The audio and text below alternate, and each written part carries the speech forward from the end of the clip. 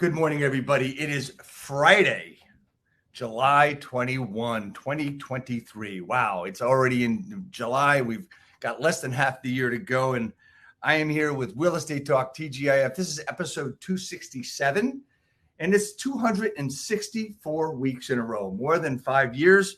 I'm just having fun doing this, and I get to talk to great people, including today's guest, which is Kyle Draper, Coach Kyle Draper. Welcome, my friend. Dave, thank you for having me. I'm so excited to be back.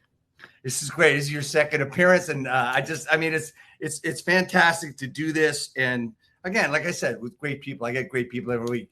We're going to get started in about 15 seconds. Hit the video, Nelson. Real estate agents, are you looking to acquire clients consistently to grow your business and income for a great lifestyle?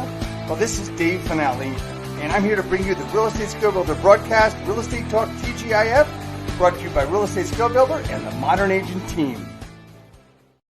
Hey, everybody. Again, like I said, this is Dave Finale with Real Estate Talk TGIF, episode 267. This is brought to you by not only Real Estate Skill Builder, but also the Modern Agent team, where we have the Modern Agent experience every Wednesday. You're invited to come to that, where we actually openly do appointment setting. We stand next to you to coach you through it. If you get hung up on, we applaud you, but it's the Modern Agent experience. Go to modernagentexperience.com to register for that. Seating is limited. Anyway, here we are with Coach Kyle Draper. Good morning, sir. Good morning. Happy Friday. Happy Friday. Fridays are a lot of fun for me. It's I still do a lot of work like I typically do, but they're more fun because I get to do this. So that's right. Let's get started. The first question I have for you, you know what it's going to be. I hope you know what it's going to be. If you don't, well, that's okay too. The question is, what does TGIF stand for? Thank God it's Friday. Well, you know, you are close, and it's actually, thank God it's finale. So I should have known. I should have known. You should have known, man. This is your second trip. So, okay, so next time you'll get But I have a new baby. So we're not really sleeping very much in the Draper house. Congratulations on that. Thank you. Yeah, that's a lot of fun. It is a lot of fun. Yeah, I have two babies. They're a little bit older than yours, 32 and 30. Okay, yeah. So, they're a little bit older. One has a baby, so that's cool. Yes, that's super fun. Yeah, she had the nerve to make me a grandfather. Anyway. How dare she? I know, right? Hey, man, here we are. It's 2023. Things are crazy as far as market, as inventory, and all this other stuff for the real estate community, mortgage people. And so we're moving forward into life and trying to survive. But you know what? We're going to survive. That's not a problem. But first, before we get into all that stuff, I want to just educate people as to how you got to where you are today. Like, for instance, where did you start? Yeah. How did you get here? And why are you so passionate about what you do? So, yeah, Dave. So I spent my 20s as a youth pastor. And so I really thought that my whole life would be spent in church ministry. I was a 5th generation pastor while I was pastoring. So it was kind of in the blood of my family. And about 9 years into that, I just kind of had this kind of leaning that I should leave the church world and get into the business world where I can love and minister to people. And so I left pastoring when I was 30 years old, and I started a roofing company. Amongst all things, right? So you went from being a pastor in the ministry to putting on roofs. That's right. Being a sleazy roofer. I see it. And yeah, it makes sense. Look at me. And so I started a roofing company with my dad and my brother. And Dave, that was really where I learned how to sell. I learned how to do marketing. I started playing around with social media more intentionally. And as we grew that company, about 2.5 years into that, I realized, man, a big guy like myself probably shouldn't be climbing on people's roofs for the rest of my life. It's hot. I'm doing more damage to the roof while I'm assessing the damage than it probably was before. And so I left roofing, and through roofing, I'd met a lot of realtors. So this is kind of how everybody's like, dude, how'd you get into the real estate world? I met a lot of realtors through roofing. And so the next company that I started was a friend of mine. We built websites for real estate agents. He was the developer. I was the front man, the hype man, the sales guy. And for 2.5 years, we built websites for real estate agents specifically that had a super cool way to showcase IDX and Matterport tours. And it was super cool. But Dave, the problem was I got tired of just cold calling realtors. As you know, y'all do this every Wednesday with people. That's hard work. It is the bane of my existence to just have to pick up the phone and dial. And so I decided that if I could teach classes to realtors, I could earn their trust, build some rapport. And so, man, I just started learning social media. And as I learned it, I taught it. And then now fast forward, and I get to teach and coach social media for a living. And it makes no sense that I got here. I've got a content creation company that spun off of that, and a VA company that we're about to launch. And man, we're just having a lot of fun over here. So, okay. So, fast forward, we've done this broadcast before together, and you're a social media coach, and now you're also an author, right? So, yeah. You've written this book. I think I want to get right into the book. It's called Rethink Everything, right? Look at that, and man. That cover's so pretty, isn't it? It turned out real good. It did. It says rethink everything you know about social media. Yeah. Explain the title, and then we can get into a couple of things real quickly. Yeah, Dave. What I found is most realtors, they didn't care about social media at all until they needed it for their business. And so we took a platform, which for most of us at the time was really just Facebook, maybe Instagram. And we took social platforms and we taught realtors how to sell there. Right. And so the literal foundation of the way they view social media is completely wrong. Because social media is meant to be social. It's meant to have fun. It's meant to for us to be able to connect with other people. But now most realtors are just vomiting their listings there, their closing photos, pendings, home tours. And so the reason I titled the book what it is because I literally believe that most realtors need to truly rethink everything they've ever thought to be true about social media, because there is a better way to do it. So when you talk about a better way to do it, I mean, is there one thing fixes all, or is it a multitude of things? That's a great question. I think the easy answer is to say a multitude of things, but I do believe that if anybody that watches us right now or listens to the podcast, later, if all they would do is add education to their content, it would infinitely change the persona that they have there. Okay. So education could be the one thing. Right. Okay. So add education. We're talking about, and we're not talking about 8 things to do when you get into your home ready to sell, or are we? It could be that, but really, to me, it comes down to 2 questions. If realtors would take 2 questions, they would never run out of content ever again. The first question is, what do I get asked the most about real estate? And they should just start feverishly writing the questions they've ever been asked. Good questions, bad questions, questions that'll take them 10 minutes to answer, questions that'll take them 10 seconds to answer. And they should just have a list, a running list. And so that's the first question. The second question is, what are you surprised that people don't already know? Because you know this, you've been doing this for so long. Realtors love, their little 3-letter phrases. We love to shorten things. And so y'all are so great at spouting off things that the normal person goes, whoa. What's that? Right.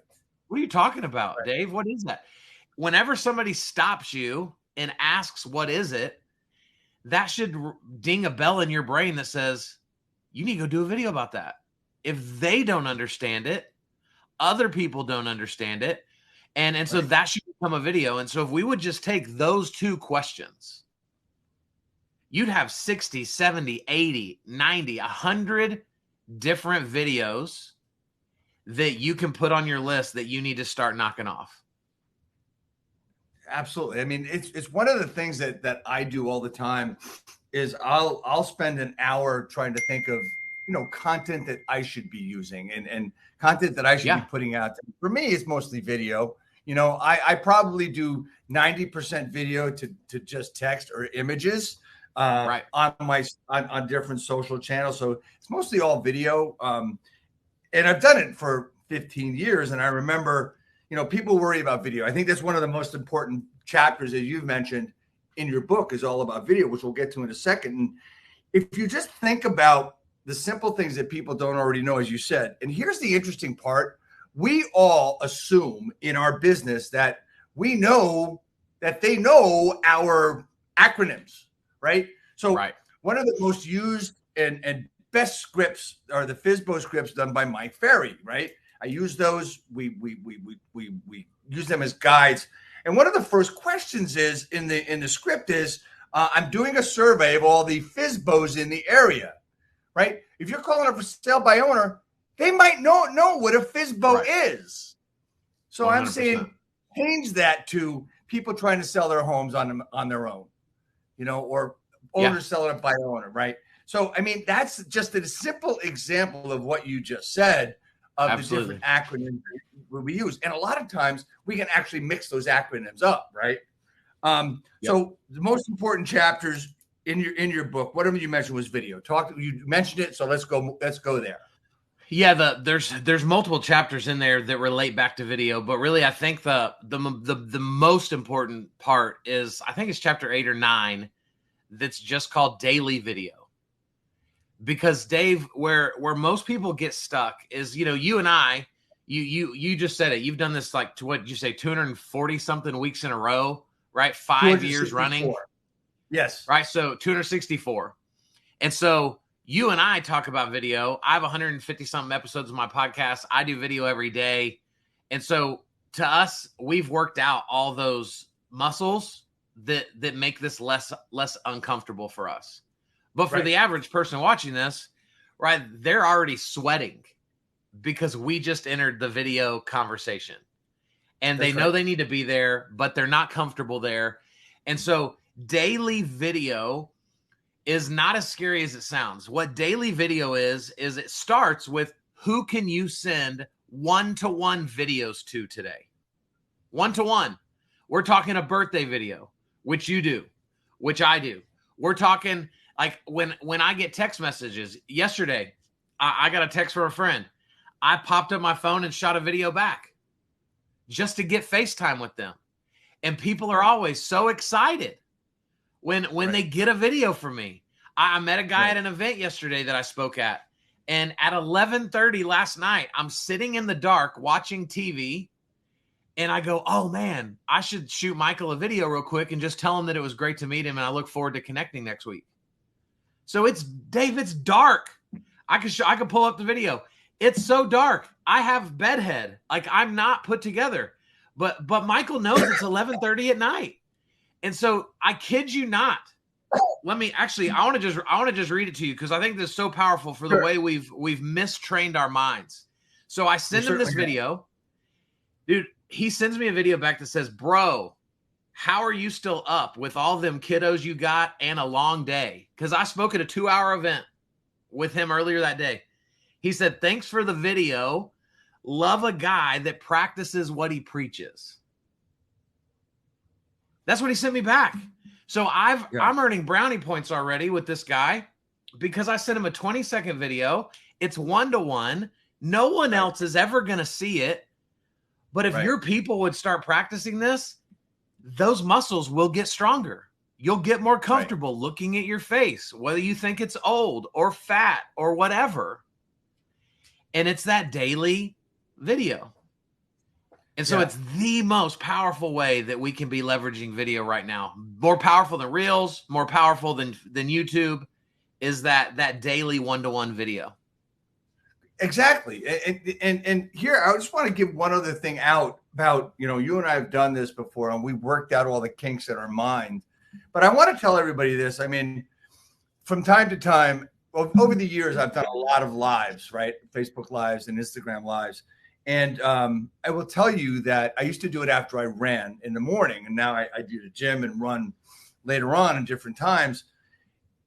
And I will tell you that I still get, okay, look at who's around, and because I still get those butterflies. I still get, that feeling of, well, should I do it if someone's going to listen to me? Like if I was at a traffic light and it was red and the people were there at the traffic light, I probably wouldn't do it. Right. Because, it's just everybody gets nervous. So it's common, and it happens to us even still. Right. Absolutely. The one-to-one video is probably the most important and the most impactful. And I would suggest to everybody, if you're into making the calls like we do here at Modern Agents, what I suggest you do is when you get somebody on the phone, as soon as you finish, you send them a video text thanking them for their time on the phone. And here's the other thing, and I want to go there too. We've talked about this. We may have talked about this before, but there's a gentleman I work with that called this "Name the Puppy." So if you do that video, you get that appointment, you do the video. I'm going to give you a little example, right? So you've done the video, they've seen your face, you have a name to the face. Let's compare that to your little girl coming in with a new puppy, and she comes in and says, "Daddy, I got this new puppy. Isn't he cute? I'll take care of him. I'll do this. I'll do that." And you say, "Honey, you know what? We can't keep the puppy. We have to take the puppy back." Okay, so you do that. Or she comes in and says, "Daddy, meet Fluffy. Look at my new pet, Fluffy. Fluffy is so cute. I'm gonna sleep with him," and yada yada yada.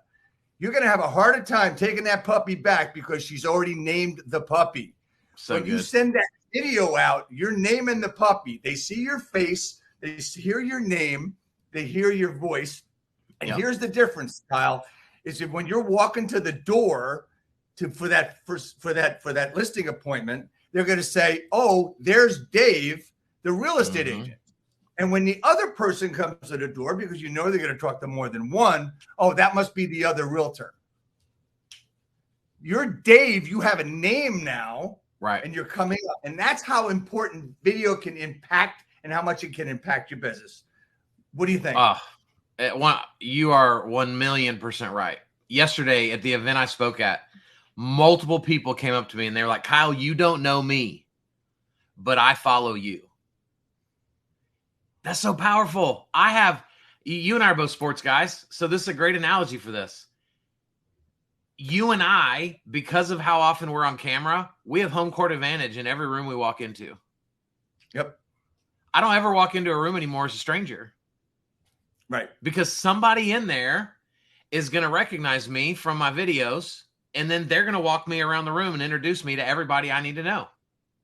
Right. It's unbelievable. Right. It's like we've named the puppy because we're out there, and people, I mean, I'll go to events. I go to less and less big events these days just because it's not worth my time. I can do better here. Sure.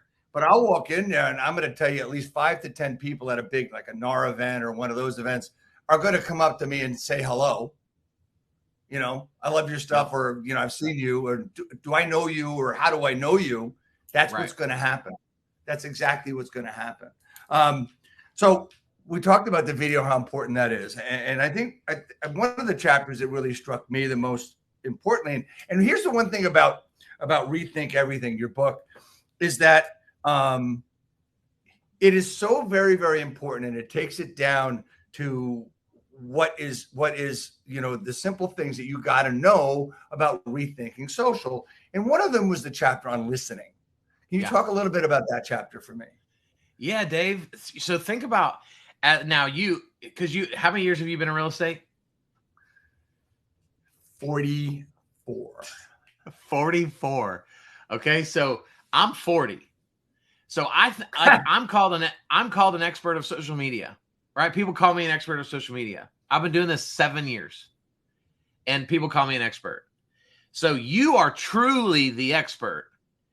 And so what happens if we're not careful is as we become more the expert of something, we're more vulnerable to not listening. Yes. Because you've done hundreds and hundreds and hundreds and hundreds of transactions with buyers and sellers and FSBOs and expireds, and like you've done it all. And so you are more prone to, when that buyer is sitting across the table from you, you go, in your mind, you're thinking, will you just stop talking? I already know what you need. I know 1,000 of you. I've worked with 1,000 of you. This is all in your mind.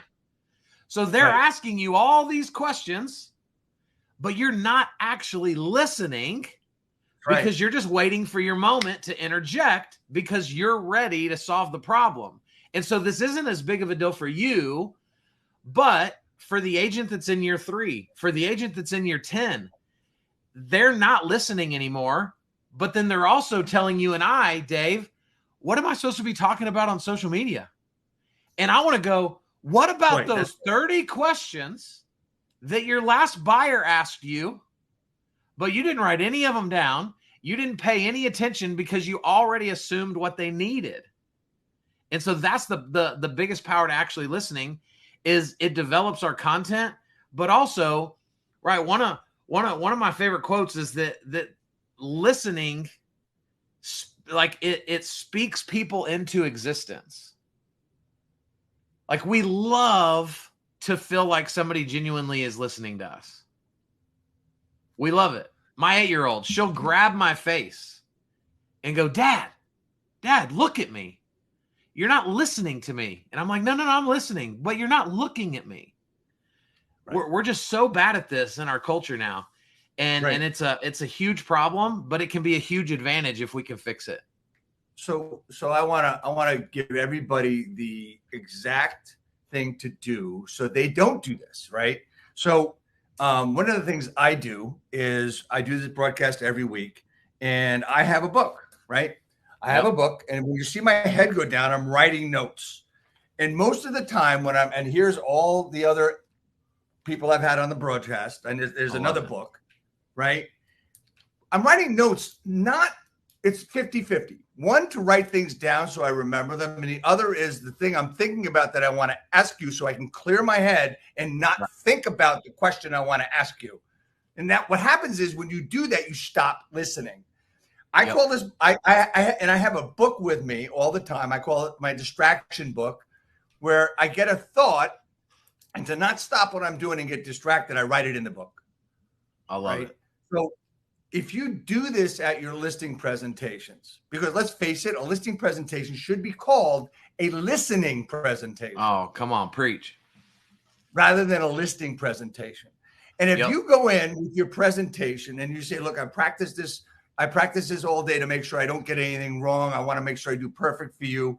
I hope you don't mind. I'm going to have it in front of me. And then I'm also going to be taking notes as we talk. Is that okay? And when you do that, you don't have to worry about remembering everything because you have to listen. And it's simple. Look, even on the phone, there's 5 steps to active listening. One is ask a question, listen to the answer, repeat the answer, approve of the answer, and ask your next great question. Now, this may sound systematic and it may sound like problematic for some people, but shit, I'm telling you right now that it will save you and get you more business than you ever thought you could have. Thoughts? I mean, I couldn't agree more. I tell people all the time, you should never have a meeting where you don't have an open notebook in front of you. Because if nothing else, it shows a reverence to your guest that they matter. You matter so much to me. You're going to say something that I want to remember. And so I want to be ready and prepared to take in that knowledge because I value you that much. You just have to be. And here's the other thing, guys. I want anybody watching this to remember. When we say take notes, we mean paper and pen. We do not mean pick up your phone and go to notes. Now, okay? I do use a Remarkable. Okay. Well, so, I'm talking which about, is kind of like paper and pen. great. But And yes, that's never fine. the phone. Never the phone. And just another little aside for me, turn it on silent and put it in your pocket. Do not put it on the table next to you. Okay. That means the phone's more important to you. Right. That's more important than them. Even though you have it turned upside down and on silent, I'm sorry, it's a distraction and it's rude. My opinion. I mean, everybody agree. can tell me this for scratch, but that's the way I look at it. And I will, like, before our baby was born, people that I were meeting with, I would tell them, hey, in a normal situation, my phone would be away, but my wife is a week away from having a baby. And so I am going to keep my phone out just in case she happens to call. And now they understand why I have it out. Right. And they don't just assume that I'm rude or something like that. But let me tell you this, Dave. Tuesday, I went to an event where a buddy of mine who amongst a lot of things, he's a social media expert. So I walk in and he's like, man, hopefully I'll say something that you don't know. I took 4.5 pages of notes. Yeah, I know exactly. I look around the room. All these realtors in the room, they suck at social media. And they're not writing a thing. And I'm a fellow expert. And I take 4.5 pages of notes. There's a reason why I'm doing it at the level that I'm doing it. And 80% of that room left that room no better than they came in. Right. It's wild to me. It's not taking notes. I know exactly what you mean. I mean, there are people I go to. I would go see you, and I would take all those notes. I've gone to so many events where I've heard the speaker over. I'll give you an example, right? I've known John Cheplack for 15 years. Started coaching with him way back when. And guess what? Out of every coach I have ever met, no matter who they are, no matter how long it's been, his message has never changed. Yeah. He has come up. It has been the same message, the same words, maybe said a different way, and he's added things, but it's been the same thing. And damn it, every time I hear him speak, this is the last. I was at an event with him last year, 6 months ago, right? Guess what? Notes upon notes upon notes. Yep. Right. Going to an event with him in September. I will bring a blank journal with me for 2 days worth of like 20 speakers to hear, and it will be filled. Right now, I want everybody to understand too. It's also important to take notes while it's also important to listen. So, one of the things that I learned and way too late after college that I learned better when I listen and I take sporadic notes. But I also know that I'm able to take great notes now because I'm listening to the keys, right? And that's one thing that's a key to listening, which we're talking about, right? So, huge. So when you like, for instance, okay, so the next event you're going to speak at and whatever, what is your process for talking about social media and working in your book and everything else? What do you think? What's the most important thing about social media? I think the most important thing about social media is finding who you truly are and just always showing up as that. Right? For you, every time you and I've interacted, anytime I've watched one of your videos, it's the same Dave. It's the same Dave. You have different clothes on. You might not have glasses on in one of your videos, but the way you speak, the mannerisms, the language you use, it's always the same. And what most people do is we've compartmentalized our lives. And so we have friends that we act like this around. Then we have friends that we act like this around. Then we have friends that we do this with. And so when I say you need to be on social more, the question they don't realize they're struggling with is, but which version of me am I supposed to go on there as? You. Because over here, right? Over here, they're dropping all the F-bombs. And if that's their version, well, now they've been taught that, like, well, don't bring your F-bombs to social media. Well, why are we teaching people to be a watered down version of themselves? Right. Right. And so that's really like, Dave, we blame like people that struggle with social media. We blame it on, well, I just don't know when to post and I'm not sure what platform is best. And do I hold the camera like this or like this? And all that is doing is masking. You don't know who you are. And so no amount of those answers will ever get you out there until you come into agreement with the person you're supposed to be. And so that's why so much of my social media training is mindset. Right? It's psychology, because I've got to get you more comfortable with yourself so that you can get in front of the camera more. And that's the most important part. That's the same thing. It's mindset about making the calls. You know what, whether you make calls or not, you have to be true to yourself and what you're doing. You have to also understand that, you know what, here you go. Try reversing your thoughts. Like if you have a negative thought about doing video, how about changing it? Well, I don't know what to do. Hey, I know what to do, and this is going to be it. Make a decision, right? It's when we decide to do stuff, right? So, I mean, doing social media is not that difficult, but as you said, it's not about, copying other people. It's about looking at somebody else and maybe modeling something that they're doing that's working. Right. Right. Modeling is different than copying. Yep. And one of the things that I've been able to use really, really well, because I guess the number one reason, aside from I hate the way I look, I hate the way I sound, get over it, that's the way you are, is the content, as you said. So, yeah. It's easy because you're talking to buyers, you're talking to sellers all of the time, right? But there's also another way. Get ideas from your colleagues. Just get the ideas.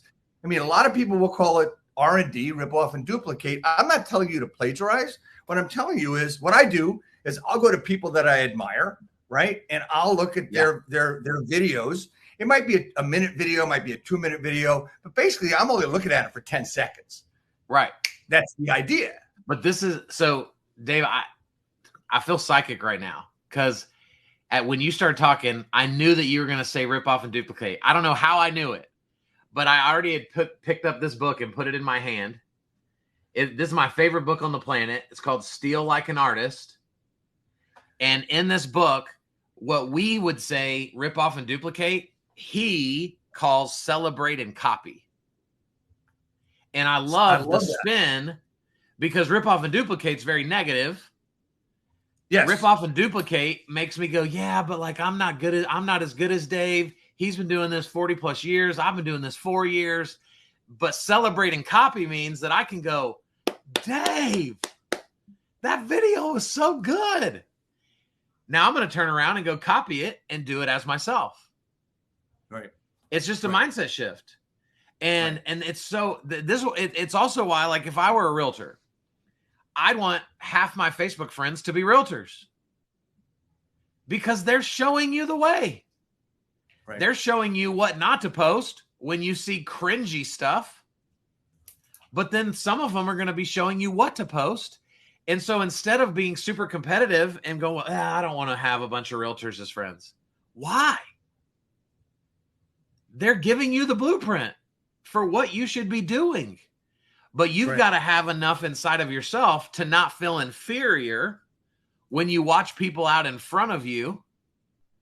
And you just got to run your race, and you'll get there, right? Like you couldn't do 264 episodes in a row without the first one, and then the fourth one, and then the 10th one. But if 5 years ago I would have said, Dave, I bet you can do 5 years in a row every Friday of podcasting, you'd have been like, dude, what? No, why would I do that? Right. But it's just that progress, right? It's putting one foot in front of the other. You know what? I got to tell you one other thing that's made this a success is that I've always had a plan B and a plan C. I've had one guest not tell me they weren't coming till 15 minutes into the broadcast. Oh, right? No. I've had people not show up. I mean, I typically will extend it to, we're going to go on 11 a.m. Eastern. I'll extend it to 11:10. Simply because sometimes people get late or they go from one appointment to another, right? but I always have a plan B. I either have somebody else or a topic to discuss, and I'll be here by myself. I've done that. I even one day, believe it or not, I interviewed myself. Come on. I love it. That's incredible. I swear to God, I'm probably going to do that. Did you like move from one side of the screen to the other, like to portray a different? I had a you did? On wheels, oh my gosh, I asked the question, awesome. Then I moved over. Right? it was. I swear to God, I did that, and I got a couple of calls that afternoon. Say, Dave, you okay? Oh, I bet. But you know, that's the crazy in me, and that's me, right? That's me to be crazy. So, all right. So we've talked about social. We've talked about doing it, and you know, is it important? Is it important not only to have to work on the content, but how important is? I know it's important, so I'm not going to ask that stupid question. How would you set up any type of content calendar or types of content or methods or whatever? How would you do that? I'm going to give out some really good information here, like everything we've doing. David, so everybody's different. I'm not a good content calendar person. Like I'm in the moment type of guy. So I typically, one of my favorite things to teach people is your current conversations will produce your future content. So as I talk to people today, like something you and I say during this podcast, it'll spur me to go record a video this afternoon. Right. So I'm a spur of the moment guy. I have a lot of friends or everybody knows who Glenda Baker is, right? Glenda Baker, she films what I was just told, 12 hours, 1 day a month. That is correct. And it produces all of her content. Right. That is exhausting to me. Like that makes my brain hurt, but I love that for her. So some of your audience are going to be like Glenda. Some of your audience are going to be like me, just spur to the moment. Some of your audience may need to be like you and just have that set aside time every week where they're creating content. And they may not necessarily know like what they're going to talk about yet, but if they start taking notes and they sit at their desk, open their notebook over their past 4 coffee appointments, they're going to come up with 3 to 4, 5, 6 videos that'll come out of those notes, and then spend 30 minutes recording those 5 videos, and you just knocked out a bunch of content. All right. Another way to do it is, so I have, and so this isn't the best thing for everybody, but I have a secondary phone that it doesn't work as a phone, but sometimes I'll just put it over here on a tripod and it'll capture the behind the scenes of me doing a Zoom call. Right. And then I send that to my team and they'll rip it up into a bunch of reels. And so that's another way to get content. So here, what we're doing here, this broadcast, like you're going to get this broadcast and we cut it up into pieces and you can use this in any way you want. Truth be told, to move the camera around, I've got an iPad taking a video of me from the side as I do this broadcast.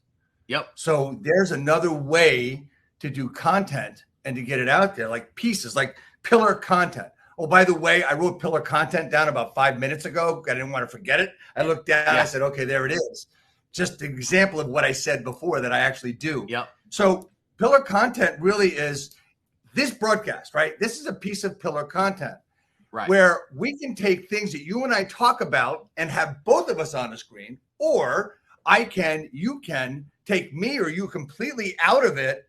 And as we're talking about one subject, there's a piece of content, right? Right. I do some of that. I also will, like you said, I'll write down, I do what's called a value series, right?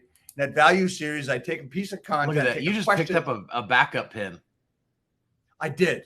People need to know what just happened. That is like the most expert move I've ever seen. I saw it drop. I heard it hit the floor. And within a millisecond of it hitting the floor, you had already clicked a second pin. Dave, that is unbelievable. Unbelievable. I usually have 3 pens on the desk, but I will tell you that I do it in different colors as well. So our conversation the other day, truth be told, guys, I get together with my guests during the week earlier and take notes so we have some good congruency in our conversation. And I take notes in one color. the day of the broadcast, I take it in another color so I know what we're talking about. And then there's a third color just for other things and another in case I drop the pen. So that's the most baller move I've ever seen on a podcast. Oh, I just lost my whole train of thought. I want to thank you. Well, can we, because you said it, right? Because we talked earlier about saying things that we know, but people don't know. So can we talk for a second about like how to lay out pillar content? Yeah, do it. Yeah. Right? Like what that can look like. So guys, like pillar content is going to look different for everybody. My basic pillars are family, and that we can add friends into that, right? That should be represented on your social. Spouse, kids, grandkids, neighbors, right? Just going to ball games, like family stuff.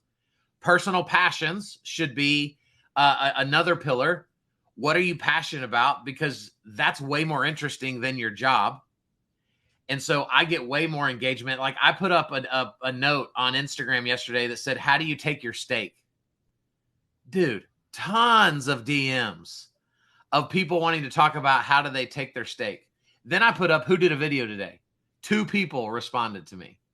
So that personal part is so important. Leadership should be a pillar that I believe as people in sales that we should be exuding leadership in what we do. And so we should have content that revolves around that. And then business education should be a pillar, right? Educating about real estate, about mortgage, whatever it is that you do. And then local community should be a pillar. Medium rare, baby. Come on. I just found out one of my realtor friends, she's from Ireland. And in Ireland, most people in Ireland order steaks well done. Did you know this? No. They order steaks well done in Ireland. Well, it made me want to go there less. Anyway, you know what? I'm half Irish, so I have to say, like, that's concerning. It was very weird when she told me that. Just as an aside, talk about passions. One of the things that I always said no to years ago at Facebook and social was, why are you posting food? Now I post food. You know why? Because I cook it and I post what I cook. And I am so proud that for years, I've been cooking for crazy people. Love my stuff. The hardest thing I had to cook was a steak because I could never get the temperature right. Right. Oh. I finally learned how to do it. And what was I had learned honestly, it's a thermometer. Oh, just so you can read it. Yep. So you know what the temperature is inside and how it bounces on a grill. What's the buoyancy of it? You know how it bounces when you touch it. So I mean, you're close, right? That has always been my problem. I would rather cook it less and have to put it back on, but I don't have to do that anymore because I got it down. Anyway, I can't wait to taste one. Well, you know what? When you're on the East Coast, you're invited. I'm coming. So, anyway, continue with the pillar content. We talk about, you talked about family, you talked about passion, and you talked about, you didn't say what it was, but it's questions. Just typing questions, right? Yeah. Just to add to that, right? And this is where I lost my train of thought is I do something called a value series. And shout out to Michelle Berman from Instagram, Beyond the Method, right? A mutual friend of ours, which is how we met through her as well as Sekou, right? That's right. Yep. And so we do this value series, and everybody can do this, right? So she's got me set up on how the different ways of what I do and the different types of content. And value series is just, you think of a question, like if you got a question from a buyer or a seller, and then break that into 5 other things. And those are your 5 videos for the month. There's also lifestyle, which you talked about, which is lifestyle is family. It's your passions, right? For me, it's food, it's golf. It's honestly, it's my grandson, right? Questions. Also, it could be testimonials for you. You can post those. Don't go crazy with them. You can post those. It can be market statistics, like maybe twice a month, right? But you've got to do it in video. Don't post an image. Do it in video, right? Yeah. So there's a lot of different things that you can do to set up your content, but your pillar content, you can have a conversation just like we're having and just talk about stuff. Have and you can just, put it all out there as one. And it can be thoughts as well. And can I add one thing to this, Dave? Yeah, go ahead. You mentioned testimonials. We could also lump in listing videos, closing photos, new listing graphics. I want people to understand when I say that that's not the best content, what I really mean is the way most realtors post it is selfish. I've started posting testimonials for my book, but my post is not buy my book. My post is celebrating the testimonial. This is why I wrote this book, so that that people would say this from it, right? I'm making it about you, not about me. If I were to share a new listing, make it about people, make it about the home. Don't make it about, so if you want a tour, like, I think where we go wrong is we want to throw in that little sales pitch at the end, and that's what turns people off. And so we can post the closing photo, but give me a paragraph about why the Smiths were so much fun to work with. Don't just show me their picture because I don't have a clue who they are. Tell us we lack that story. Right. We lack the story. Tell us the story. Yep. And a lot of times, you know, I get into engaging with other people on social, and I'm saying, you know, how are you engaging with people? Or you know what's the story of this closing? What's the story of this deal? I mean, what happened? I mean, everything's got a story, or maybe it doesn't. Maybe it was just a buyer came along, you took them, showed them one house, and they bought it, right? Everything's got a story. And you know what? Let's face it. What we have here is kind of a TV, right? You know, your laptop's a TV, your iPad's a TV, your phone's a TV. And why do people watch Housewives? Why do people watch The Bachelor and Bachelorette? Why do they watch all that crap? Because it's real. It's called reality. Your reality TV, plain and simple. Yeah, 100% spot on. So I want to get into a couple of other things, and we've been going on for a while. Holy crap! Look at us. I know, right? So, and a lot of people on social, and I mentioned this to you the other day, and I think this is something really important to put up.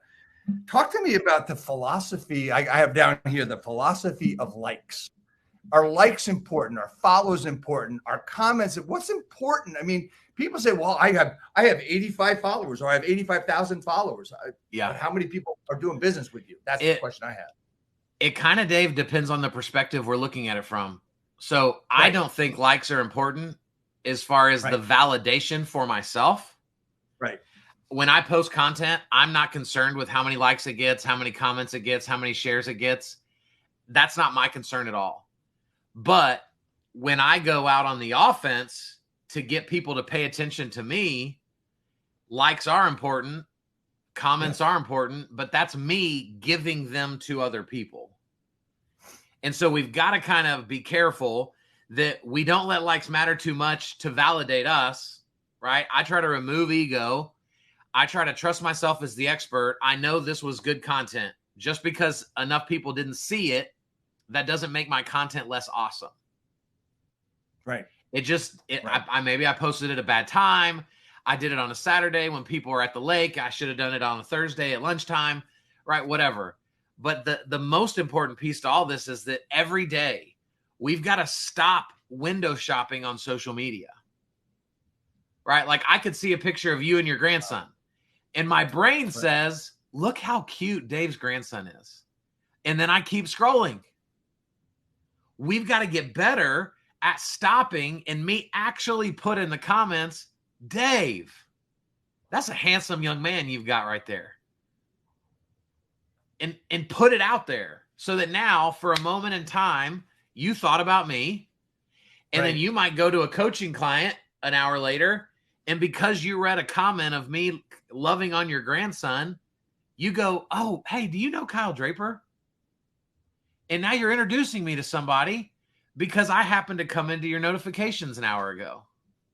Right. Wow. That's why it's so important. That is so cool what you just said. I mean, you know, bringing things from outside, from social, into human person, one-on-one, in-person thoughts and processes. That's really cool. And that is what we talked about with video. That is what we just talked about with comments. You know, engaging I love talking about it because a lot of people don't understand what engagement is. Like you mentioned, we talked about likes, and I'm going to talk a little bit about follows, and follows aren't even that important. You know, Nope. if you got 85,000 followers and you're only doing 2 deals a year, what good is it, right? The other thing I want to caution everybody is don't buy them. Don't work with a company that gets you followers, because that is going to hurt you for a lot of reasons. I started my Instagram over because I bought followers years ago and I felt like a poser. And I just thought, I can't be an honest coach when I'm lying on my Instagram. And so I started over a year ago for that exact reason. And because we already mentioned her, right? Michelle, she is, you want to get her fired up, right? Let her start talking about how much impact can be made with very few followers. That's right. When you're putting out the right content that's creating value and you're out there engaging in their world, being active, right? It's mind-blowing to me that you could have a realtor that you work with in your network that says, Dave, I want to sell 20 houses, but I only have 1,000 Facebook friends. And I go, whoa. What? Why is that bad?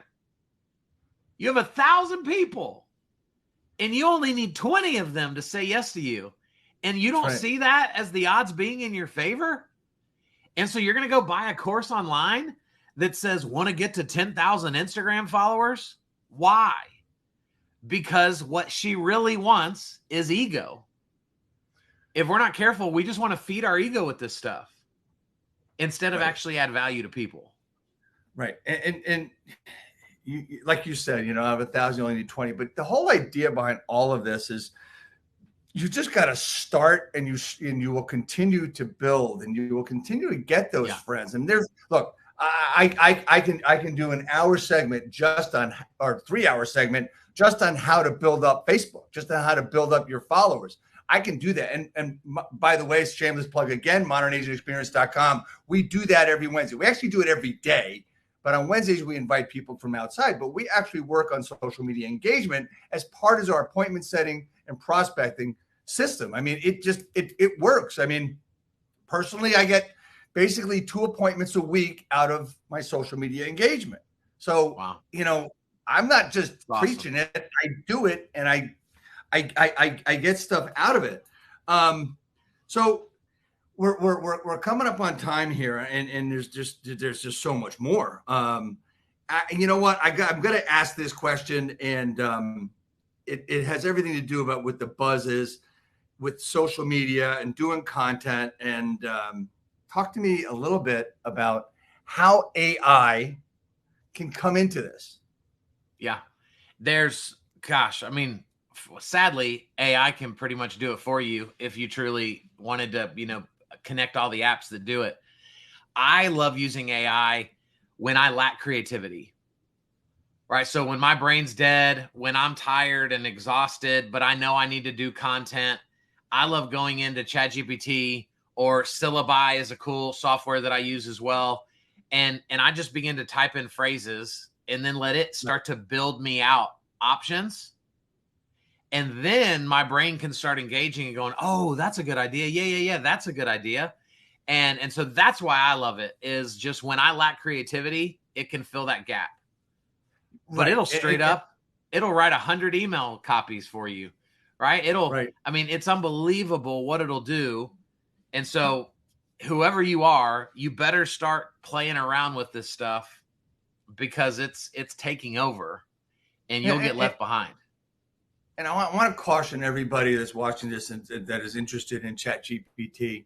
You got to remember the most important thing when it came to computers, when computers first started using them: garbage in, garbage out. If you give it crappy questions or give it crappy information, it's going to give you crappy info back. You won't know it sucks, because it really does suck, because that's what you gave it. It's not them, it's you. And you have to really, quote unquote, train your ChatGPT with the right prompts. And Dave, I've written a bunch of prompts that I've got in a PDF. And so if anybody wants it, they can reach out to me and I'll happily email it to them. And this is how they get in touch with you. We put your contact information. That's right. There I am on the screen, right? And look, it's important, those prompts, and you're going to send me those prompts because I'm always looking for different prompts. But yes, it's sir. For me, I've through another party, I've gotten certified as an AI agent, and that's really, to me, it was really important. I mean, it was a tough week course, and I bet I spent 4 hours a day on it, just learning the different things, and I just dropped my other pen. So it's a good thing we're anyway. So it's really important, and this broadcast is not meant to put pressure on people to do social media. It's important for you to do it, and I want to give an example of something I said about a little over 10 years ago when I still had my brokerage. I said to my agents, I said, the ROI of social media for you is that you probably won't be in business in 5 years if you don't embrace it. I've seen agents go from 25 deals and in 4 years down to 10.